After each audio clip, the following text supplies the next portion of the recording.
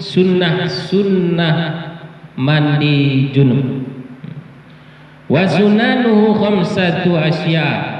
Adapun sunnah-sunnah mandi junub itu ada 5 macam. At-tasmiyatu yang pertama itu membaca basmalah. Sebelum kita mandi junub itu kita baca basmalah. Bismillahirrahmanirrahim. Jatuhkannya.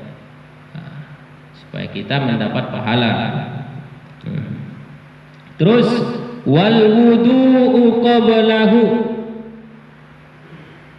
Berwudu sebelum kita melakukan mandi ini, perbuatan mandi ini.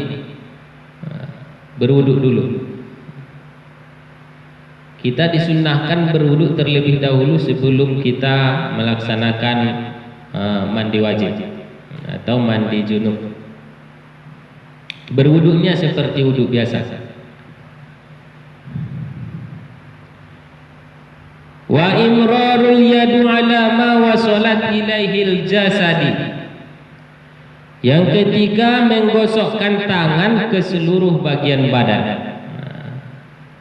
Jadi kita disunahkan ketika air sudah kita siramkan ke seluruh badan kita dari rambut sampai badan, kita itu disunahkan menggosokkan tangan kita ke badan kita yang bisa kita lalui, yang terjangkau oleh tangan kita lah. Kalau menggosoknya sekalian pakai sabun boleh Ustaz? Bagus.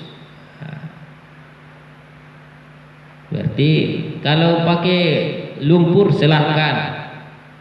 Atau mau buru-buru Ustaz, tak pakai sabun, tak pakai yang lain, yang penting digosok-gosok aja. Udah sampai air digosok aja langsung pakai tangan mengambil sunnahnya boleh.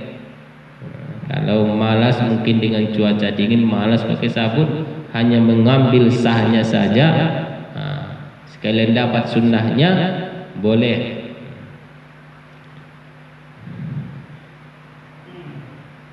Selanjutnya wal muwalatu, muwalat atau sambung menyambung.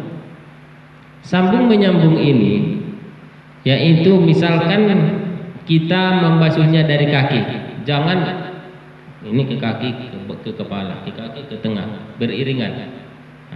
Supaya dia menyeluruh ke air itu ke anggota badan kita.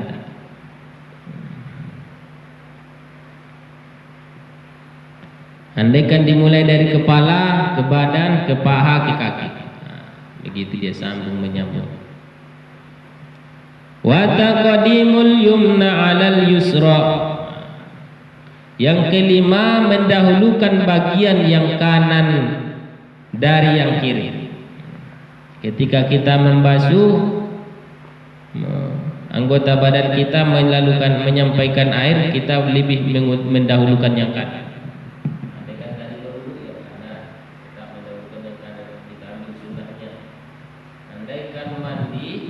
Pakai kayu, usahakan dari kanan. Andaikan ketika menggosok pakai tangan, usahakan digosok dulu yang bagian-bagian yang sebelah kanan untuk mengambil sunnahnya. Jemaah hadirin yang dirahmati Allah Subhanahu wa taala.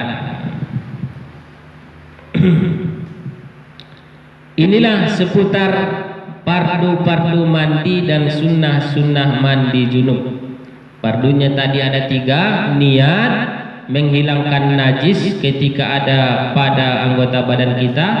Yang ketiga melalukan atau menyampaikan air ke seluruh anggota badan kita. Sunnahnya ada 5. Yang pertama membaca basmalah, yang kedua berwudu, yang ketiga menggosok anggota badan kita dengan tangan, yang keempat sambung menyambung, yang kelima mendahulukan bagian yang kanan dari yang kiri. Baru masuk Islam kalau ada yang mualaf. Terus mandinya orang gila ketika sembuh. Kalau ada sanak famili keluarga kita sebelumnya sempat hilang ingatan dikarenakan penyakit atau berbagai macam kejadian sehingga dia hilang ingatan ataupun gila. Ketika nanti dia sudah sembuh, pulih kembali, kita suruh mandi. Karena itu sunnah. Itulah pasti ada hikmah yang terkandung. Kenapa dia disunahkan mandi? Bisa saja untuk menjaga pola pikirnya supaya tetap fit, tetap sehat, tidak kembali gila badannya atau kesehatan tubuhnya. Makanya disunahkan mandi, bukan hanya mengajarkan pahalanya. Kalau ada sunnah dari sunnahnya perbuatan, pasti ada hikmah di balik perbuatan itu. Kalau sunnahnya berkaitan ibadah, itu pasti pahalanya bertambah. Kalau sunnah itu berkaitan dengan perbuatan, pasti ada hikmah di balik perbuatan itu.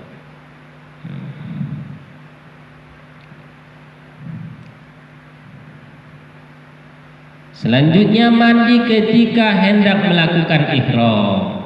Ini pun pasti ada hikmahnya. Mungkin ada di antara kita satu waktu yang mungkin dibimbing oleh pembimbing haji atau umrohnya itu. Hendak melakukan ihram disunahkan juga mandi. Selanjutnya mandi karena memasuki kota Mekah. Bagi yang umroh mungkin atau haji sudah mengalami yang ini. Bagi kita mudah-mudahan Allah kasih rezeki kemudahan suatu saat supaya kita bisa menjalankan sunnah yang ini, mandi karena memasuki kota Mekah.